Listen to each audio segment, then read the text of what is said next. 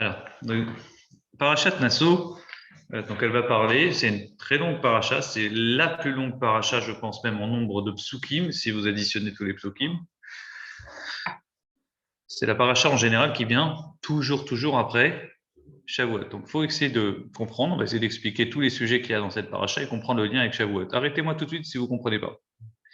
Il y a d'abord la paracha la plus longue, comme je vous l'ai dit, il y a combien de psukim dans cette paracha? 176 psukim. Bonjour pour le bar mitzvah, quoi. Elle est très dure, très longue, mais la vérité, c'est qu'elle est longue et facile. Il y a beaucoup de montées qui sont répétitifs. Donc, pareil, vous retiendrez, c'est très intéressant, le plus grand Teilim, c'est le fameux Kufiyut Tet, tout le monde connaît le 119, oui. Et pourtant, il y a combien de psukim, je vous laisse deviner, dans tout le Teilim, Kufiyut Tet? 176. Enfin, la plus grande Masechet de Gemara que vous connaissez, c'est la Masechet Baba Batra. Et je vous laisse deviner, il y a combien de pages de Gemara dans cette Masechet Baba Batra? 176 pages, 167 dapim de Gemara. Enfin, de même, le Midrash dans Parashat Nassau, c'est le plus long. Et le Zohar, qui traite le sujet de notre paracha, c'est le Zohar le plus long. Donc, c'est vraiment une paracha qui est la plus longue. Et ce qui est très intéressant, c'est qu'elle vient après Matan Torah. Donc, on a reçu la Torah Shabbat dernier. Bon, Pardon. c'était avant Shavuot ici. Oui, oui, Nassau. oui, mais je sais bien, mais voilà, c'est comme ça. Et là, c'est exceptionnel pour vous. Normalement, c'est comme nous. Toujours Bamidbar, ça se trouve, c'est la fameuse paracha tampon avant Shavuot. Toujours. Ouais, je sais. C'est exceptionnel, mais c'est vrai ce que tu dis. Et ce qui est très important de retenir, c'est que dans cette paracha, qui est donc la paracha la plus longue, elle vient vraiment nous donner le fameux enseignement de quitter la Torah. Et comment on quitte Matan Torah? En prenant la Torah avec nous, en étudiant, en rajoutant, en faisant plus de choses que ce qu'on a l'habitude de faire. Et donc, vous avez un cas très intéressant, un exemple très, très joli. Un monsieur se marie avec madame le jour de la choupa, n'est-ce pas? Et quand vous avez deux personnes qui se marient ensemble, le petit enfant, il dit, papa, c'est qui le papa, c'est qui la maman, c'est qui le marié, c'est qui la mariée? Le père, tu vois, la mariée, c'est la dame qui est habillée en blanche, comme ça, avec la belle coiffure, avec le voile et tout. Ah, c'est la mariée. Il est où le marié? C'est qui le marié? Alors, le père, il essaie de lui expliquer, mais le problème du marié, c'est que ils ont tous le même costume, ils ont tous le même papillon, ils ont le nœud papillon, ils sont tous classe. Tu vois, donc, il y a des costumes plus beaux que les autres et un que les autres. Donc, chez les hommes, c'est dur à savoir c'est qui le marié. Alors, on dit c'est qui le marié? Qui est le marié? Alors, le père, il réfléchit, il dit, c'est quoi? Mon fils, celui qui prend la mariée et qui l'emmène dans la salle, on Rédéric dans la salle là-bas où on est seul, c'est lui le marié. C'est lui le marié. Celui qui arrive à prendre la kala et partir avec elle après la cérémonie, main dans la main, et qui s'enferme avec elle, seul et isolé, c'est bien lui le marié. Celui après Shavuot, on sait c'est qui. La Torah, on l'a bien reçue, la Torah, elle est là, la Torah, elle est bien. La question, c'est qui est le Khatan? C'est qui se marie avec la Torah? Le Khatan qui se marie avec la Torah, c'est celui après Shavuot qui prend la Torah avec lui, qui commence à étudier, qui commence à ouvrir des livres et qui commence à passer un peu plus de temps pour étudier. Entre parenthèses, cette période-là, c'est une très très bonne période.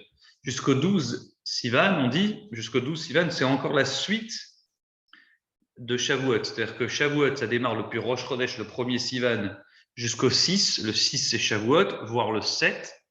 D'accord? Je vous ai fait un cours la fois dernière sur le 6 et le 7. Pourquoi aujourd'hui, on dit Moshe Rabbeinu, on a reçu la Torah un Shabbat, alors qu'on est sorti d'Égypte un jeudi? Ça veut dire qu'en fait, forcément, on a reçu la Torah le 52e jour après la sortie d'Égypte et pas le 51e jour après le Homer. Donc Moshe, il a rajouté une journée supplémentaire et Moshe a décidé ce jour-là, on reçoit la Torah un jour après, et en l'occurrence, ça a été le jour du Shabbat. Et ce qui est très intéressant, c'est de même qu'il y a 6, voire 7 jours, mais disons 6 jours.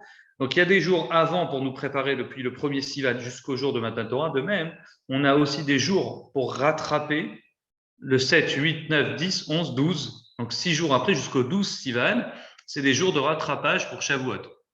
Alors, qu'est-ce que ça veut dire des jours de rattrapage? Ça veut dire bien sûr des jours de décision, des jours propices. En l'occurrence, dans la tfila, on ne fait pas tachanoun. C'est sympa, ouais, quand tu finis la tfila, après la mida, tac, tu enchaînes direct la shri ou il n'y a pas tachanoun, il n'y a pas tu tapes sur le cœur, c'est le truc. Pourquoi on ne fait pas tachanoun? On dit que c'est des périodes de réjouissance parce qu'à l'époque du temple, les Béné Israël, ils avaient 6 jours de rattrapage. Ils pouvaient encore apporter tous leurs sacrifices des fêtes. Imagine-toi, le type, il est monté à Shavuot. On devait monter 3 fois l'an à Jérusalem. Tu es d'accord avec moi? Oui ou non? Le type, il vient. Chaque fois qu'il montait à Jérusalem, il apportait ses cadeaux, ses bikurim, ses prémices. Il devait apporter ses sacrifices, tout le maaser qu'il avait à donner. Il devait tout ça apporter à Jérusalem. Donc imagine-toi que tu avais des milliers, des centaines de milliers, voire des millions de juifs qui montaient, donc il y a 2000, même à l'époque du deuxième temple, il y a 2400 ans, ils montaient à Jérusalem avec leurs cadeaux, leurs sacrifices. Vous ne pouvez pas faire tous les sacrifices pendant Yom Tov de Shavuot, c'est impossible. Donc il y avait, si tu veux, des périodes de rattrapage. On pouvait faire le sacrifice encore quelques jours après les fêtes de Shavuot. C'était considéré encore comme des cadeaux de Shavuot, de la fête de Shavuot. Donc c'est exactement la symbolique aujourd'hui pour laquelle on ne dit pas Tachanoun, parce qu'on est encore dans une période de rattrapage. Donc le rattrapage ici, c'est la Torah. Avançons un petit peu. Et la paracha, parlons un petit peu de ce sujet très intéressant, le sujet du cours. Je ne l'ai pas envoyé par WhatsApp, mais voilà, c'est la fameuse femme Sota. Alors, je pourrais en parler pendant 4 jours, sans exagérer, de ce truc de la Sota. Et on va parler. L'année dernière, je vous avais parlé du Nazir, celui qui est Nazir. Mais c'est collé, c'est juste après la femme Sota. Cette année, j'ai accentué le sujet sur le point de la Sota rapidement, et on développera un petit peu plus en détail ça Shabbat. Tout d'abord, avant de recevoir la Torah, donc c'est très intéressant, Nassau vient après Shavuot. Désolé GG, et c'est comme ça chez nous en France. La paracha de Nassau, elle vient après Shavuot, et il est important de comprendre pourquoi. Raconte le Midrash la chose suivante. Béchaach et Kiblou Israël et Torah, lorsqu'Israël a reçu la Torah, Nitkanu Motaolam, les nations du monde nous ont jalousés. Pourquoi et pourquoi et pourquoi? Pourquoi cela plus que nous?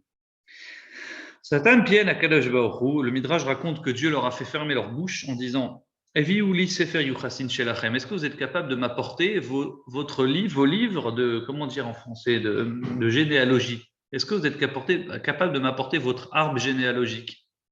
C'est-à-dire, est-ce que toi, tu es capable de me dire c'est qui ton père, c'est qui ton grand-père, c'est qui ton arrière-grand-père?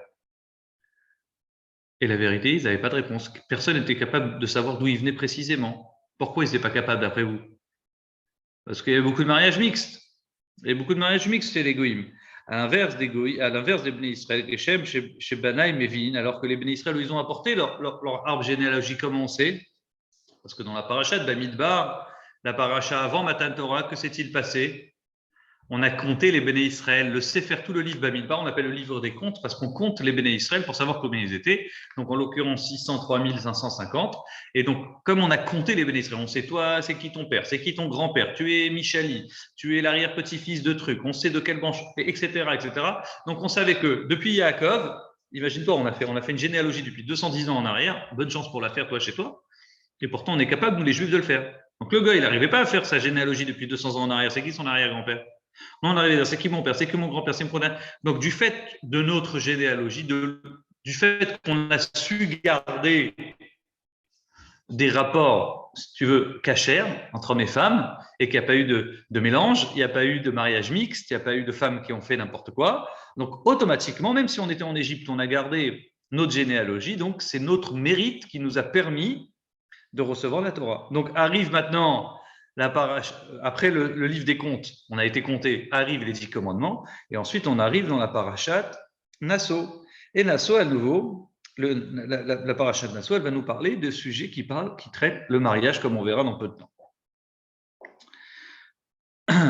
On sait que la Torah, le juif, j'ai presque plus de batterie, on a un problème, mais bon, on sait que le juif, j'arrive dans quelques secondes, ne coupez pas le cours quelques minutes, je vais chercher le chargeur d'ordinateur.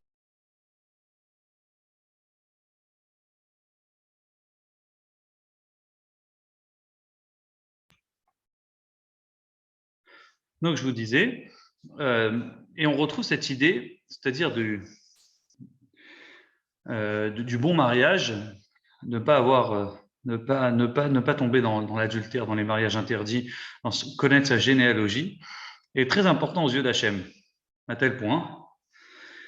Vous connaissez cette histoire, la Gemara raconte une histoire concernant le roi David. Donc là, on sort de Shavuot, et à Shavuot, vous savez, le roi David, il est issu par son arrière-grand-mère d'une dame qu'on appelle Ruth.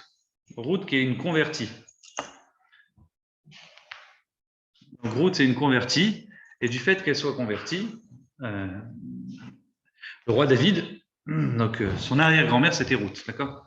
Convertie, et puis, mais le problème, c'est qu'elle venait du peuple de Moab et de Ammon. Et il y a eu toute une discussion parce que Ruth l'a convertie, l'arrière-grand-mère, elle avait le droit de se marier avec l'arrière-grand-père, non, avec l'arrière-grand-père du roi David, ou pas. Pourquoi? Parce qu'elle était d'un peuple particulier qu'on appelle le peuple de Moab. Il y a eu toute une discussion à l'époque à l'Afrique. Est-ce que Boaz, il avait le droit de se marier avec cette femme-là, Ruth, parce qu'elle est d'un peuple, même si elle est convertie, elle est bien d'un peuple de Moab. Et à l'époque, la Torah dit ce peuple-là, tous les gens de Moab, les hommes de Moab, on ne peut pas se marier avec eux. À tel point qu'à la fin, ils ont trouvé une autorisation, mais pas une autorisation. C'est-à-dire que c'était officiellement caché. C'est-à-dire que la Torah, elle insiste sur les hommes, parce que les hommes à la guerre, ils n'ont pas été bons. Ils se sont mal comportés, ils n'ont pas apporté du pain, ils n'ont pas eu cette générosité. Donc, ils ont une certaine cruauté en eux qui fait qu'on ne peut pas se marier avec eux. Mais ils ont dit, les hommes, c'est leur habitude d'aller à la guerre, mais pas les femmes. Donc, quand la Torah dit, on ne se marie pas avec monsieur Moab, avec les descendants, c'est au masculin. Au féminin, c'est autorisé. Donc, l'arrière-grand-père de David s'est marié avec cette fameuse Ruth, n'est-ce pas? Il a de Ruth qu'on a lu à Shavuot, est descendu le roi David. Donc David, quand il devient concurrent au roi Shaoul, tu as entendu parler du roi Shaoul. Alors la Gemara, elle raconte que le roi Shaoul est très embêté de l'importance que devient David, populaire et important. Alors il demande conseil à son conseiller, un génie qui s'appelait Doeg. Un génie, mais il va mal finir lui. Alors il lui dit jusqu'à quand? Jusqu'à quand? Comment je peux faire pour cette personne? Il commence à lui demander conseil. Qu'est-ce que je peux faire contre David? Est-ce que même s'il devient roi, est-ce qu'il est apte à être roi, ce David-là, ou il n'est pas apte à être roi? Alors il lui répond, Doeg, il lui dit, mais je t'explique. La question n'est pas de savoir est-ce qu'il est apte à être roi ou pas. La question, c'est est-ce qu'il est apte à être juif ou pas. Genre, 4 générations après, Doeg, il savait que pour être juif, il fallait avoir une ascendance parfaite. Et la meilleure attaque que tu peux avoir contre quelqu'un, c'est d'accuser son ascendance. Lui dire, voilà, toi d'où tu viens, t'avais pas le droit d'être juif, sous-entendu. Aujourd'hui, je vous rassure, le sujet du cours, c'est pas sur les convertis. On sait que les convertis, il n'y a plus de sujet aujourd'hui. Quelqu'un qui est converti, il est à 100% juif. Mais là, à cette époque-là, je te parle que de ce peuple de Moab. Donc, la meilleure manière d'attaquer le peuple juif, c'est d'attaquer sur son ascendance, savoir d'où il vient, qui il est. Même pas de savoir est-ce qu'il est apte à être droit ou pas. Il lui dit, fais une enquête. La vraie question est de savoir est-ce qu'il même il peut être juif ou pas. Donc, on voit l'importance qu'Hachem accorde à cette notion de mariage kasher, des mariages autorisés. Savoir d'où on vient, qui on est, et pour ça, on est obligé de suivre les règles du mariage que la Torah nous impose. À tel point que la Torah insiste concernant les familles juives. Quand la Torah dit, voilà la tribu de Yehuda. Dans la tribu de Yehuda, il y avait telle famille, telle famille, telle famille. Au bout de chaque nom de famille, la Torah dit Hanor, de la famille de Ha-Hanochi. On aurait dû dire de la famille de Hanochi. Palou, de la famille de Paloui. Or, à chaque fois, la Torah, on ne sait pas pourquoi elle rajoute un et. Hanor, de la famille des Ha-Hanochi. Palou, de la famille des Ha-Paloui. À chaque fois, il y a un et supplémentaire avant chaque nom de famille. Et là, alors Rashi ramène qu'en réalité, Hachem, il vient, il témoigne de son propre nom. Il dit la lettre He, c'est la lettre du nom d'Hachem, comme le Yud d'ailleurs. Donc, au bout de chaque nom de famille, je mets un He au début et un Yud à la fin. C'est le He Yud. A Hanochi, A Paloui. C'est-à-dire que je mets mes 2 lettres du nom d'Hachem je témoigne, je mets mon sceau, mon tampon sur chaque famille juive qui sont sorties d'Égypte, sur tous les gens qui sont sortis d'Égypte, qui ont eu des mariages cachers et que c'est pas issu de je sais pas qui, de je sais pas quoi, de je sais pas comment. Tout le monde, toute femme juive a eu un comportement digne pendant cette période d'exil en Égypte, pendant ces 210 ans de vie en Égypte. Exact, fameux cours de la fois dernière, sauf une. Exactement. Donc c'est intéressant qu'Hachem il témoigne, il a besoin de bien préciser dans la Torah. Pourquoi? Parce qu'on aurait pu dire, mais attends, je ne comprends pas. De même que les Égyptiens, ils ont réussi à taper sur les hommes pour les faire travailler en esclavage de force, tu crois qu'ils n'ont pas aussi tapé sur leurs femmes?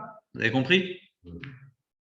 Alors dit Hachem exprès dans la Torah, il insiste pour mettre un He et un Yud autour de chaque nom de famille, pour bien préciser, moi je témoigne personnellement que les bénis Israël sont restés cachers, les femmes juives sont restées cachères, et en fait c'est ça la base. Si les femmes restent cachères, il n'y a pas de souci, il n'y a pas de sujet après sur la suite.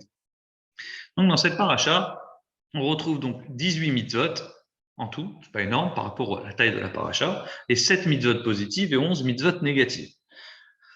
613 mitzvot dans la Torah, rappelez-vous, et donc il y a des parachutes, il y en a beaucoup, il y en a certaines où il y en a énormément, certaines où il n'y a pas, peu, ou des fois même 0. D'accord? C'est que de l'histoire, ça arrive. Donc, le premier sujet que la Torah nous ramène, la première mitzvah, c'est tous ceux qui sont impurs, les renvoyer. Donc, ceux qui sont impurs, différents types d'impuretés. Il y a 3 sortes d'impuretés, grosso modo, dans lesquelles soit il y a 3 sortes de camps. Dans le désert, il y avait le camp du temple, où il y avait vraiment rentrer dans le temple, rentrer à Jérusalem où il y avait le temple, par exemple, où il y avait les Kohanim où on travaillait dans le Beth Amikdash. Mais parlons du cas du désert, parce que c'est plus probant dans notre paracha, c'est vraiment le centre du centre. Il y avait 3 cercles. Il y avait un cercle numéro 1, petit cercle, c'était le Mishkan, la maison d'Hachem. Ensuite, autour, il y avait un deuxième cercle, c'était quoi? C'était la tribu de Lévi, qui protégeait le Mishkan. Avec les Kohanim, ils étaient tout autour. Donc, il y avait Moshe, Aaron et sa famille, et il y avait les 3 grandes familles de Lévim. Et autour, dans le 3e cercle, vous aviez quoi? Vous aviez les 12 tribus d'Israël. Donc, chaque côté, il y avait 3 tribus.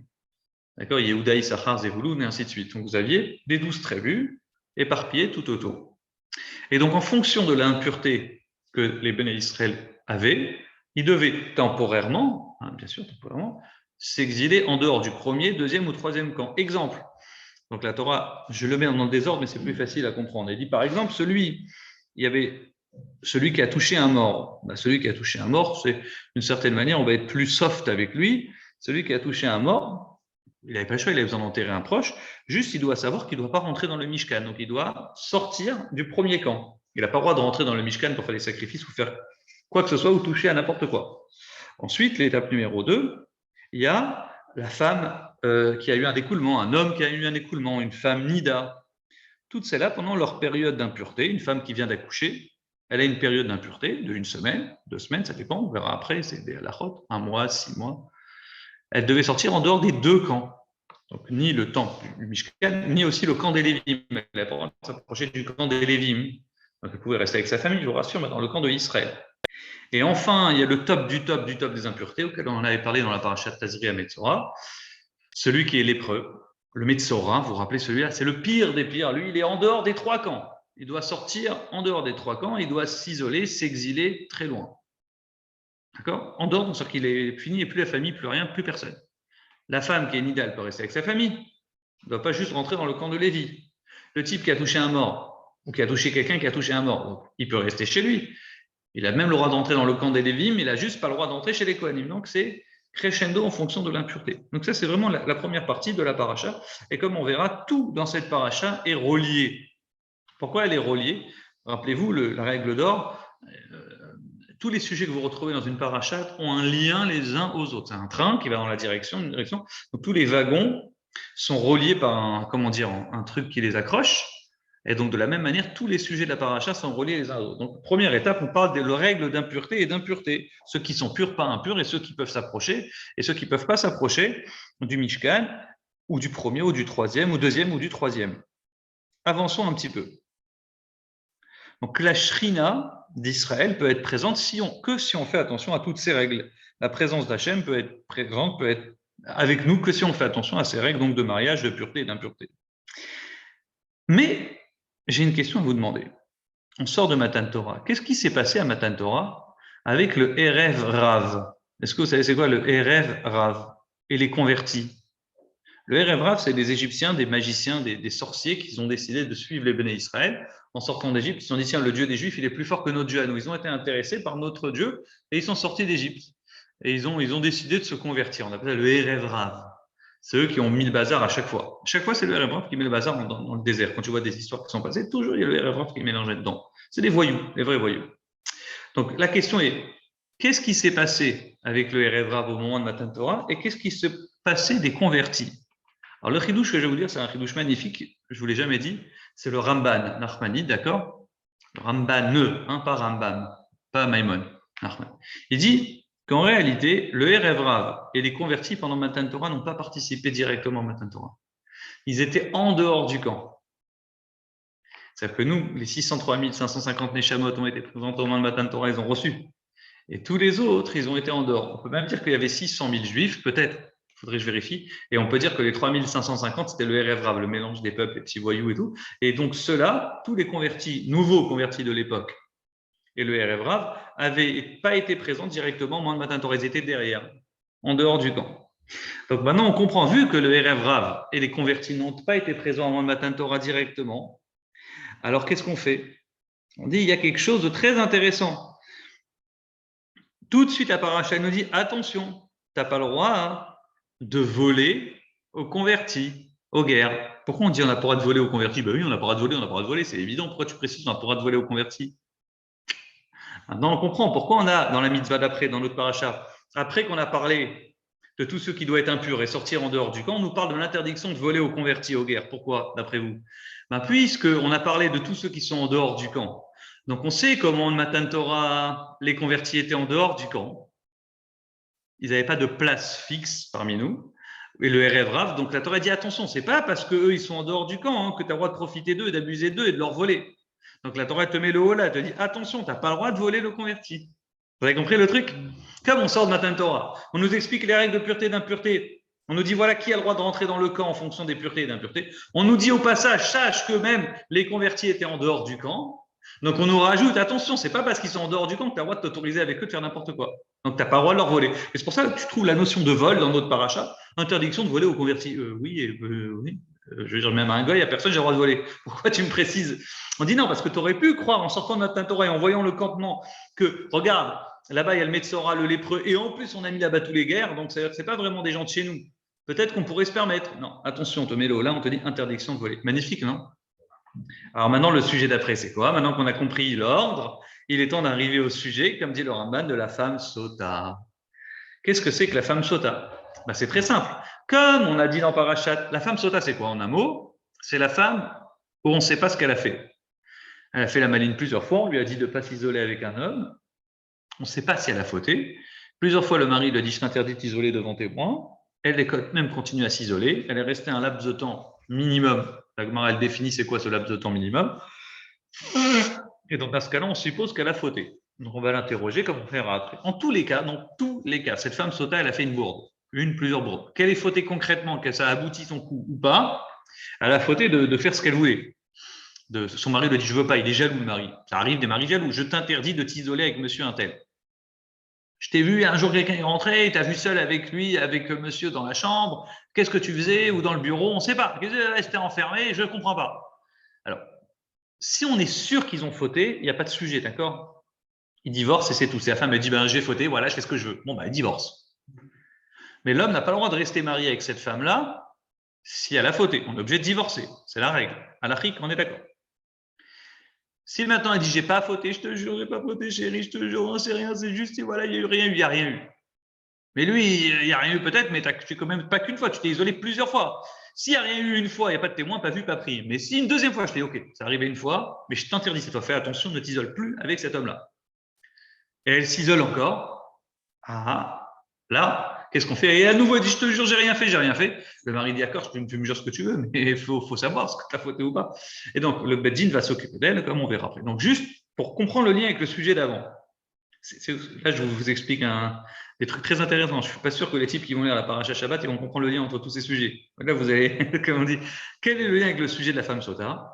C'est très simple. Comme on a parlé avant Shavuot du compte des Béné Israël, la pureté. C'est ça qui nous a permis de recevoir la Torah.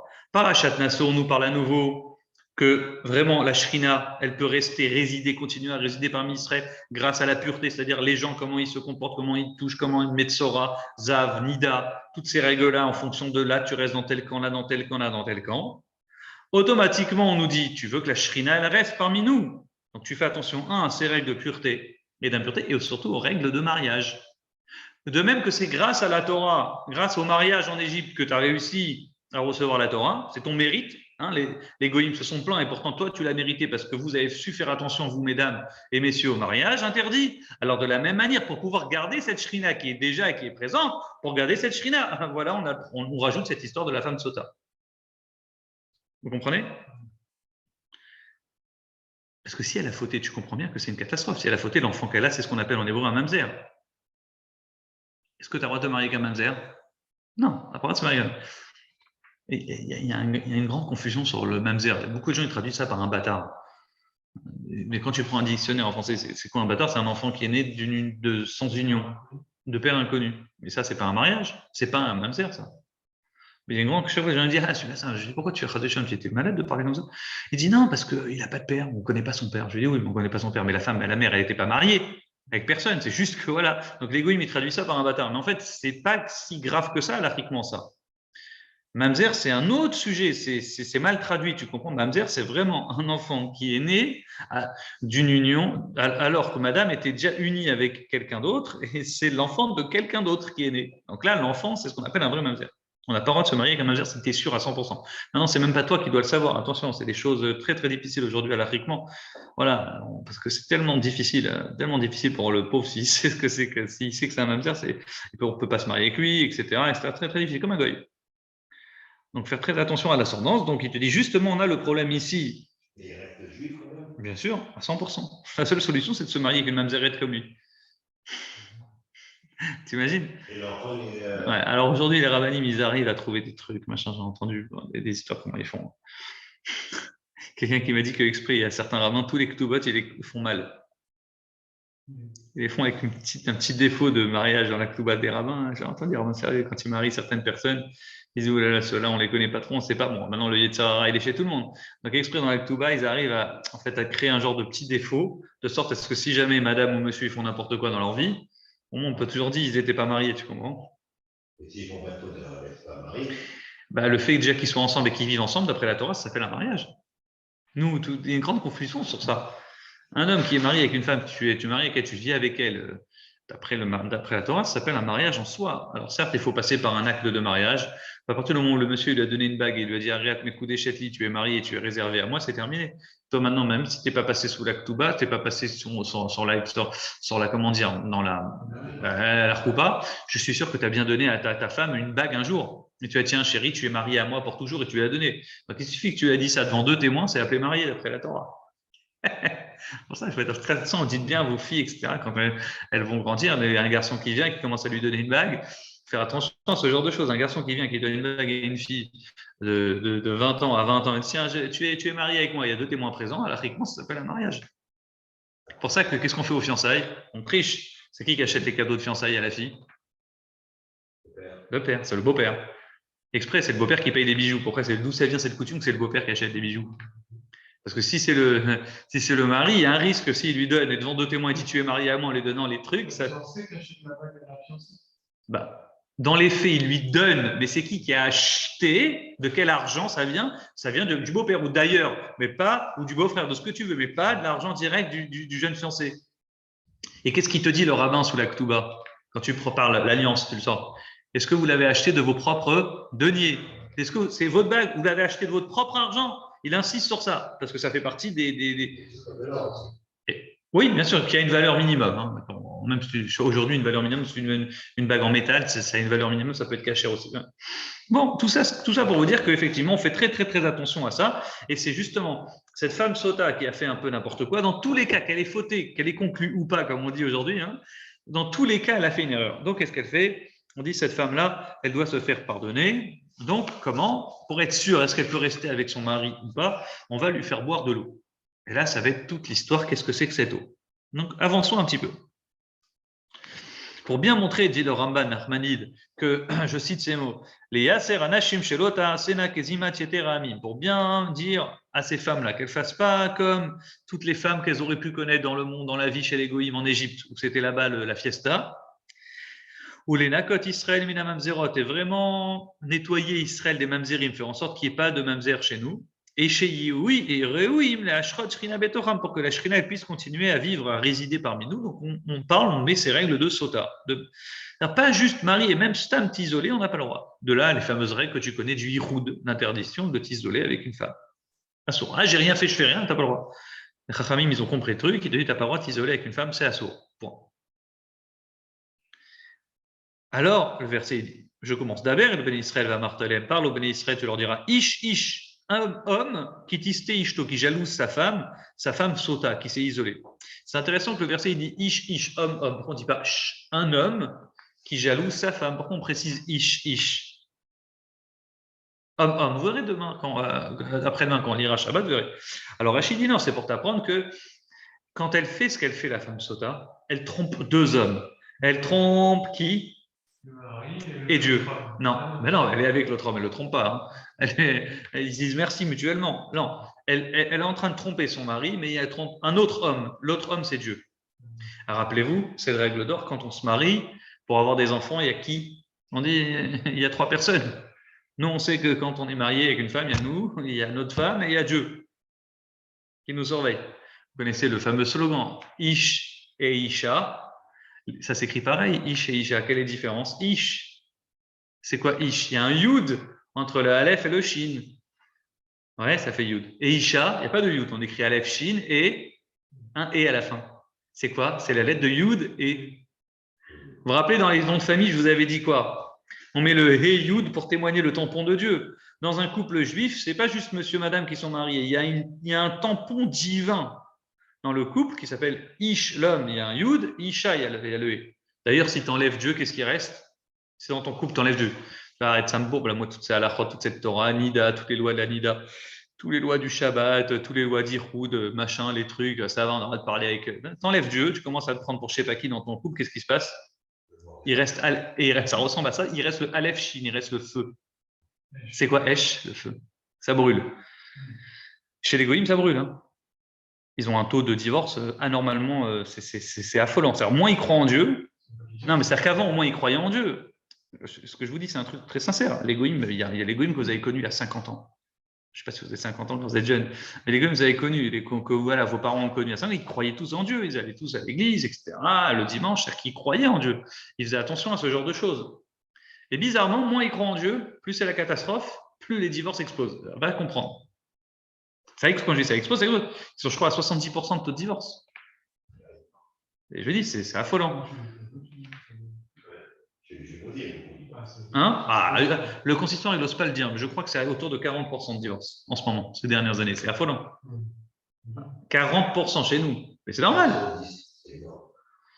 Je vous dis, c'est énorme aussi. Voilà. Mais au consistoire, je n'ai pas dit tous les couples justes, on ne se marie pas qu'au consistoire. Hein. Au consistoire, on se marie, il y a plein de types de rabbanout aujourd'hui. Donc, ça veut dire que la femme, si elle retire Dieu, elle retire Dieu, mais elle trompe son mari et elle trompe aussi Hachem. Et donc, à nouveau, pour se faire pardonner, à la fin, cette femme sota, elle va devoir apporter alors, à la fin de l'histoire, une fois qu'elle a bu la sota, donc là, on verra. Si elle a fauté, elle va boire une certaine eau auquel je veux parler avec vous après. Si elle a fauté, son ventre, elle va exploser. On saura qu'elle a fauté. C'est clair, depuis son ventre, ses hanches, un feu comme ça, et ça, on ne sait pas comment ça se passe, elle explose. Ça explose. T'imagines l'horreur? Et elle meurt. Et si elle n'a pas fauté, on lui a fait boire juste de l'eau. Mais on verra c'est quoi cette eau. C'est une eau spéciale. C'est quelle eau qu'on va mettre à l'intérieur? Shlomo Eliezer, quelle eau? Le nom d'Hachem. Toi, tu as effacé le nom d'Hachem de ton couple. Alors, on va prendre le nom d'Hachem, on va le remettre. On va prendre le nom sacré d'Hachem, le Shem Améphorach. On va l'effacer. C'est très grave d'effacer le nom de Dieu. On le laisse comme ça dans l'eau. On laisse l'encre comme ça s'effacer. On mélange. On mettra un peu de terre avec de l'eau. De l'eau de où? D'où on prend l'eau?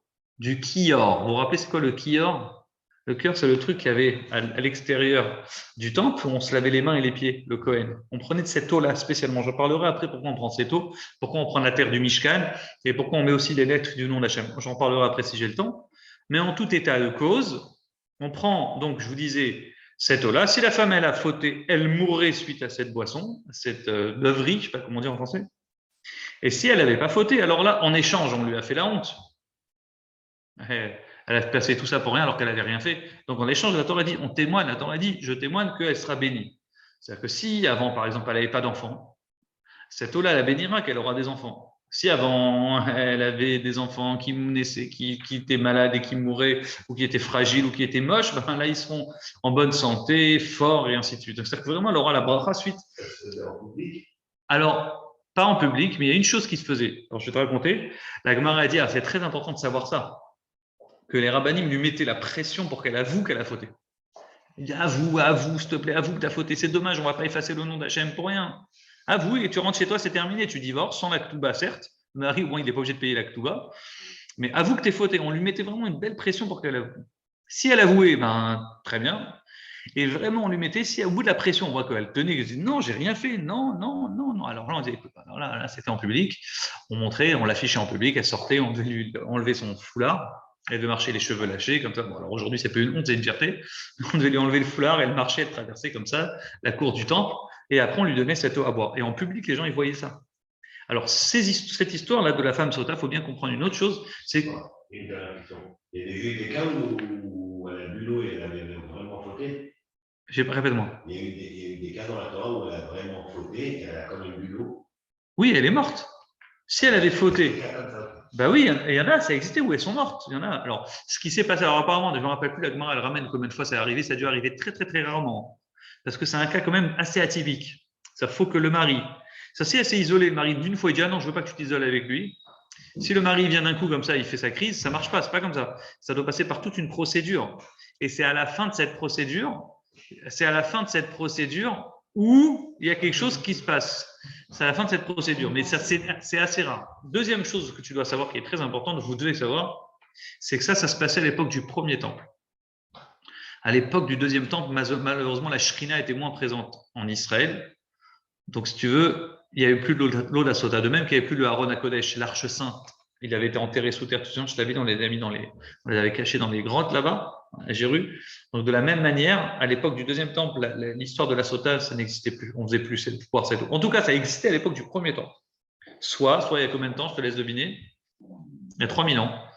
D'accord, entre 3000 et il y a 2500 ans, à la louche. Ça te va? Donc tout ça pour vous dire quoi? Alors là, c'est très important. Cette femme a fauté, elle doit se faire pardonner. Donc on va lui faire boire cette eau. On mettait ces trois objets que je t'ai parlé, et donc exprès, à la fin, elle apportait aussi un sacrifice. C'est quoi son cadeau qu'elle devait apporter? Elle devait apporter ce jour-là une mesure d'orge, comme le Homer. C'est les deux seules fois où on retrouve de l'orge. Normalement, c'est du blé qu'on apporte avec des sacrifices. C'est toujours de la fleur de farine, solette.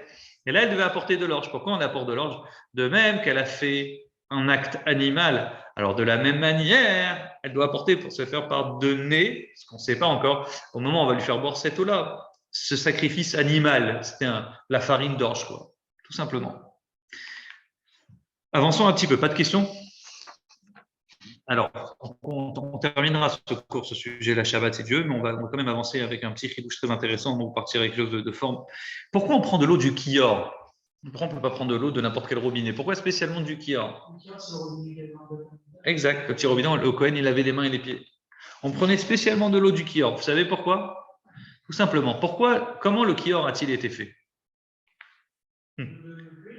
Non, alors non, déjà parce qu'il ne vient pas de l'eau de pluie. Le Kior, ce n'est pas un migvé. Mais c'est la matière du Kior, je parle. Comment il était fait? Ben non. Beaucoup de choses étaient faites en or dans le Mishkan. Il n'a pas été fait le Kior avec les miroirs? Exact. Ok, c'est bon, j'ai compris. Il a été fait c'était le seul objet, peut-être avec le Misbeh, l'année prochaine, en cuivre. Et quand Moshe il a décidé de construire le temple, Hachem lui a demandé de faire un Kior. Donc à ce moment-là, tout le monde vient apporter ses cadeaux pour la construction du Mishkan, et tout le monde amène de l'or, de l'argent, du cuivre et tout. Et Moshe se retrouve avec plein, des centaines de petits miroirs comme ça. Je sais pas, même des milliers de petits miroirs en cuivre. C'est des miroirs que les femmes elles servaient à se faire belles.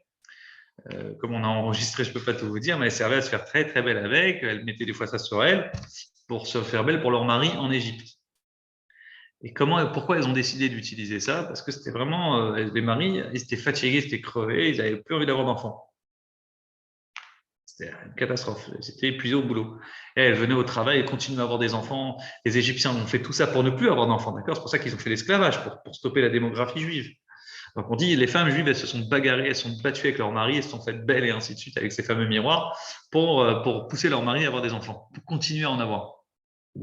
Donc quand Moshe il a vu ces miroirs, le premier réflexe a été ah non, pas ça. Jusque-là, on ne va pas apporter ça dans le temple. Comment? Et Hachem il lui dit pas seulement que c'est ça, que tu vas l'utiliser pour l'homme, mais en plus sache que c'est la chose qui me fait le plus plaisir. Il dit, Hachem il raconte à Moshe que tout le sacrifice qu'ont fait ces femmes pour avoir des enfants, c'est le symbole de leur sacrifice personnel. Elles sont restées propres, elles sont arrêtées restées bonnes femmes juives dignes, qui n'ont jamais fait de bêtises. Et en plus, elles ont fait des bonnes choses avec leur mari pour avoir des enfants et pour continuer à tenir le peuple juif quand c'est la crise. Donc c'est spécialement ce miroir-là avec lequel on va faire l'entrée. C'est-à-dire la première chose qu'on voit que le Kohen va voir quand il rentre dans la cour du temple, c'est le Kior. Donc c'est vraiment un objet très important et très sacré. C'est pourquoi ils l'ont utilisé. Donc de quelle eau on va prendre à cette femme tordue? Quelle eau on va utiliser? L'eau du Kiyar. On va prendre l'eau du Kiyar. On va dire, regarde, voilà des femmes cachères. Voilà toi. On verra maintenant.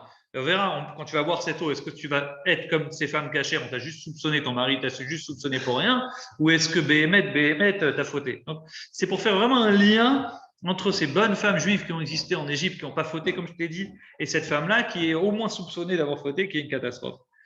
Et donc maintenant, ça va être un point très important, et je conclurai peut-être avec ça si on n'a plus trop le temps. Le Pirkei Avot, il dit comme ça. Et là, vous connaissez ça. Akavia ben Mahalal el Omer. Akavia, fils de Mahalal, Perek Gimel, Mishnah Aleph. La première. Istakel bishlosh advarim. Regarde trois choses. Ve'en t'as pas l'idée. Avera, tu n'arriveras jamais à faire de Averot.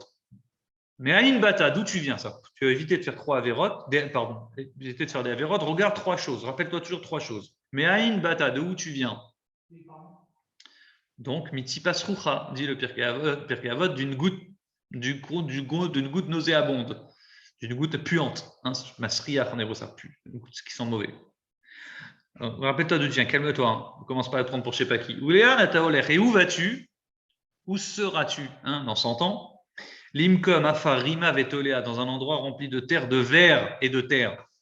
De la terre et de. Tu vois là, ça va quoi? Dernière question que tu dois toujours te poser, et grâce à ça, ça va te calmer, à ne pas faire de Averot.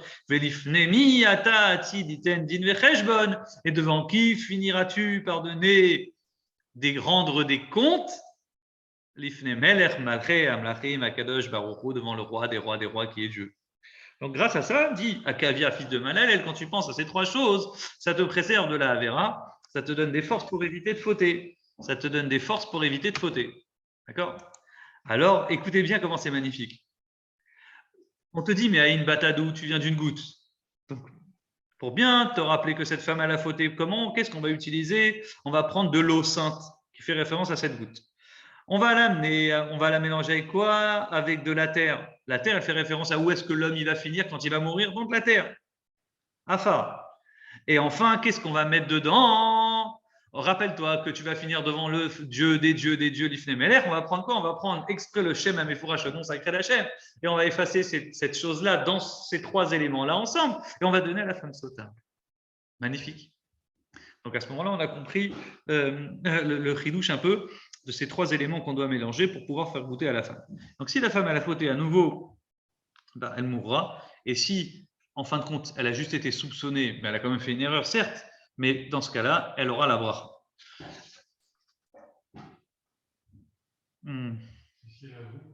Si elle avoue, il n'y a aucun problème. Elle rentre chez elle, c'est terminé. Elle divorce de son mari sans la ktouba. Par contre, elle part sans la ktouba. Le mari, il aura dit non, je ne te paye pas la ktouba, tu pars, on est divorcé, d'accord, mais je te... Avant tout ça, ça veut dire avant que quelqu'un la soupçonne, elle-même va dire voilà, je veux faire tchouva, j'ai fauté, je sais que j'ai fauté, je sais que c'est mal, je veux faire tchouva. Ah, si elle avoue qu'elle a fauté? Dès le départ. Non, il n'y a même pas de sujet. Ça ne rentre pas dans le cadre de la sota. Et comment ça se passe? Elle rentre chez elle et dit je divorce. Parce qu'un homme si sa femme elle a vraiment fauté, dans ce cas-là, elle doit divorcer de son mari. Elle ne peut plus rester avec son mari. D'accord? Donc elle divorce, mais sans la ktouba. Le mari, il a un droit. Il dit écoute, la ktouba, c'est quoi? C'est un dédommagement à la femme si tu veux divorcer. Un type maboule qui veut divorcer sans raison. Les rachamim, imagine-toi que c'est les premiers. Aujourd'hui, on dit bon, c'est normal, une ketouba, c'est quoi? C'est juste un truc. En France aussi, légalement, quand tu divorces, il y a des compensations financières. Mais ils ont oublié une chose, ces gens. C'est qu'on a reçu la Torah il y a presque 3400 ans. Le mariage n'existait même pas chez les goïms. Le divorce n'existait pas. Le divorce en France, il existe depuis la Révolution. La Torah, elle avait déjà prévu le mariage, elle a déjà prévu le divorce, elle a déjà tout prévu. Et elle a prévu la ktouba. Tu te maries, mais en plus, à la fin, si tu décides de divorcer, tu dois payer. C'est pas n'importe quoi. C'est pas tu te maries, après tu divorces, fais ce que tu veux d'une femme. À la fin, tu payes une compensation. Donc la Torah, elle a pensé à tout. Quand j'ai la Torah, elle pense à tout, ça vient de Dieu, donc c'est logique. Donc la ktouba, en échange, l'homme, il est exempté de payer cette ktouba. Et aujourd'hui, si un homme divorce, vous payez la ktouba, là. Obligé, bien sûr. Pourquoi tu dis ça? Il y a une somme minimum à payer, bien sûr. Il y a une somme minimum, on s'arrange. La somme, c'est le jour du mariage. Voilà. Alors non, mais c'est écrit dans la ktouba aujourd'hui une somme fixe. Aujourd'hui, c'est une somme fixe qui est écrite sur la ktouba. Il n'y a plus de somme de combien on met. Mais ce qui est sûr, c'est qu'il y a un minimum de compensation que tu donnes. Mais même légalement, après le moment où tu prouves, tu justifies que tu vas donner tant et tant à ta femme après le divorce, Tu vas payer ça, ça s'appelle la ketouba. Tu payes quelque chose, tu payes une compensation. Tout ça pour vous dire, et là, bon, alors j'ai fait que la moitié du cours que je voulais parler avec vous sur cette notion de sota. On n'a plus trop de temps, mais au moins je vais conclure avec une bonne note. C'est qui tiste ishto. Le mot tiste, qu'un homme, qui tiste, qui jalousera sa femme, donc cette fameuse femme sota. Cette femme sota, le samer peut se lire en shin. Shin, ça veut dire une shtout, une shota. C'est juste une femme qui a eu un rouar shtout, un vent de folie. Et la Gemara dit comme ça. Behemet, et là c'est très important, En Adam choté, et un homme ne peut pas fauter, et là imken nirnasbo ruarshtout, si ce n'est qu'il a eu un ruarshtout en lui, un vent de folie. Retenez bien cette phrase, un homme ne faute pas, une femme juive ne peut pas fauter. Si elle faute, c'est pas elle qui faute, c'est un ruarshtout, il y a eu un petit vent de folie dans sa tête qui l'a fait fauter. Donc c'est-à-dire que c'est pas elle-même cette personne-là. Et Behemet, c'est très très très facile à contrer ce Yetzer Hara. Comment on peut faire pour contrer ce fameux Yetzer Hara, parce que c'est un sujet qui existe depuis toujours. Alors, la Gemara, elle dit comme ça. Le Yetzer Hara, comment il s'y prend? La Gemara Shabbat, très intéressante. Umanuto chez le Yetzer Hara. Voilà le métier du Yetzer Hara, comment il s'y prend. Ayom, Omerlo, Asekar. Un jour, il lui dit, fais comme ça. Le lendemain, il lui dit, fais ça. Et le surlendemain, il lui dit, fais Avodazara. En d'autres termes, il va crescendo le Yetzer Hara. Est-ce que vous savez comment on cuit un homard? Hein? Dans l'eau bouillante? Qu'est-ce qu'il fait si tu mets dans l'eau bouillante, le homard? Comment? Qu'est-ce que tu fais si tu mets le homard dans l'eau bouillante? Comment il fait? Il saute tout de suite de la casserole, il est vivant, il te défonce ta casserole. Tu fais souffrir l'animal en plus. Pas du tout. Bon. Surtout qu'après, il n'est pas bon. Parce qu'il faut une cuisson lente. Si tu... Eh ben non, monsieur, tu as mal vu. Comment on cuit un homard? D'abord, on le met dans une marmite froide. De là, on le met dans une marmite d'eau tiède. Et après, une fois qu'il est bien habitué à l'eau tiède, tu le mets dans l'eau chaude. Et une fois qu'il est dans l'eau chaude, là, tu commences à monter la cuisson tout doucement. Tu le cuis à petit feu, comme on dit. Parce que sinon, le homard, il saute. Le crabe aussi, tous ces trucs-là dégueulasses. Donc, il ne se laisse pas mourir facilement. Donc, il le tue à petit feu, à feu doux. D'abord eau froide, eau tiède, eau chaude, après bouillante. C'est comme ça qu'il te dit, le Yetzer Hara, il s'y prend de la même manière. D'abord, il te dit, bon, fais ça, c'est pas grave, ça va, c'est rien. Tout le monde comprendra, tu as retiré un petit avéra, avec tout ce que tu as souffert, ça va. Après, il te dit, une deuxième, une troisième, après, il te dit, fais Avodazara. Donc, la force du Yetzer Hara, ce n'est pas qu'il est fort, c'est qu'il est malin. Je répète, ce n'est pas qu'il est fort. En soi, un Yetzer Hara, c'est facile. Jamais un Yetzer Hara va t'attaquer de frontalement et te dire, arrête de faire Shabbat. Il ne va pas s'y prendre comme ça, il va s'y prendre autrement. Il va s'y prendre par étapes. Et c'est la même notion pour le Ruach Shtout. Et comment on fait pour contrecarrer ce Yetzer Hara qui se comporte de la manière que je viens de vous parler? Alors, il faut se rappeler que chaque détail compte. Il ne faut pas négliger un détail dans Torah et Mitzvot. Si tu es habitué à faire une mitzvah, si tu es habitué à faire certaines choses qui sont écrites dans la Torah de façon claire, et tu as pris cette habitude, ne dis pas ça c'est important et ça c'est pas important. Ne hiérarchise pas l'importance de Mitzvot. Écoutez bien ce point-là que je vais vous dire, il est très important. Il ne faut jamais hiérarchiser les mitzvot. Dire ça, elle est importante, ça, c'est pas important. Le type il dit, ça va, ok, je transgresse Shabbat, mais être isolé avec une femme dans une maison, c'est pas grave. C'est pas grave, j'ai rien fait. Hein. Tu n'as rien fait aujourd'hui, alors on verra demain. On verra après-demain. Après, il y a des règles, je vous rassure, il y a des règles de Yichud, ça s'appelle les règles de Yichud, on pourra en parler après le cours, ce qu'on a le droit, ce qu'on n'a pas le droit de faire, dans quel cas on peut rester. Mais en tout état de cause, la force du Yetzer Hara, c'est de négliger, de te dire, c'est pas si important que ça. La preuve, il y a des mitzvot plus importantes et il commence à te lister les averot. Et nous, on sait que tout ça, c'est un argument du Yetzer Hara. Est-ce que vous savez pourquoi? La preuve que tout ça, c'est des bêtises, pour deux raisons. C'est pas moi qui le dis, c'est le Tanya, le Admor Hazaken. Il dit, regarde bien. La plus grande des récompenses pour un homme, l'humanité entière rêve de quoi? Réfléchissons bien. C'est quoi le grand rêve des multimilliardaires, Elon Musk et compagnie? C'est quoi? C'est la vie éternelle. La vie éternelle. Exactement.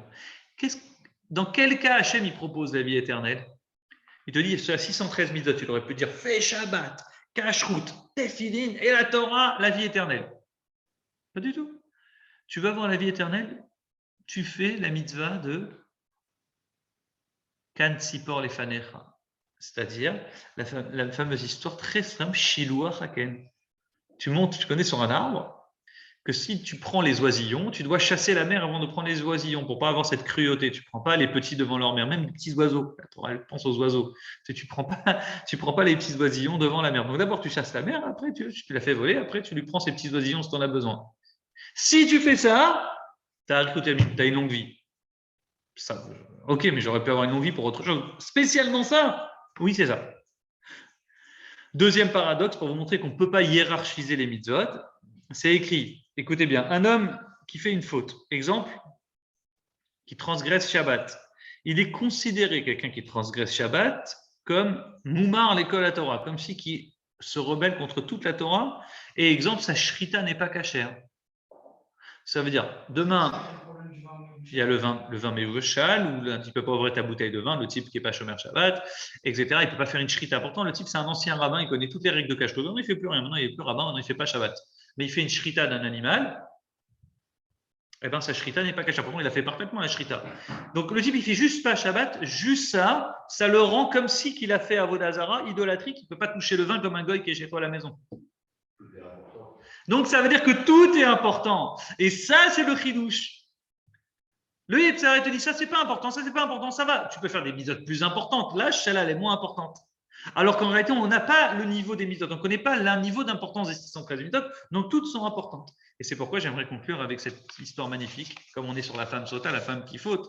Et derrière la femme qui faute, il y a un homme. D'accord? La femme, elle ne faute pas tout seul. C'est un homme.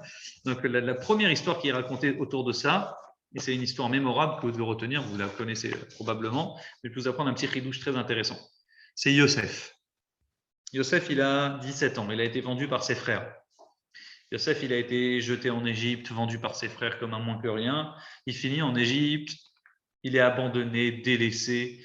Dans un premier temps, il travaille chez une famille qu'on appelle Potiphar. Il travaille au départ dur. Et puis doucement, doucement, il monte les échelons. Et enfin, il a 17 ans, le petit gamin, chassé par sa famille. Et il y a une femme qui vient, qui s'appelle la femme du patron, la femme de Potiphar, qui lui dit « S'il te plaît, viens avec moi ». Au début, il dit non, facile, bon, ça va, non, t'es marié. Hein. Une deuxième fois, elle vient. Et on dit Yom, le passeau qui dit tous les jours, elle venait, elle l'a harcelé. À la fin, ça devient dur. Tu as 17 ans.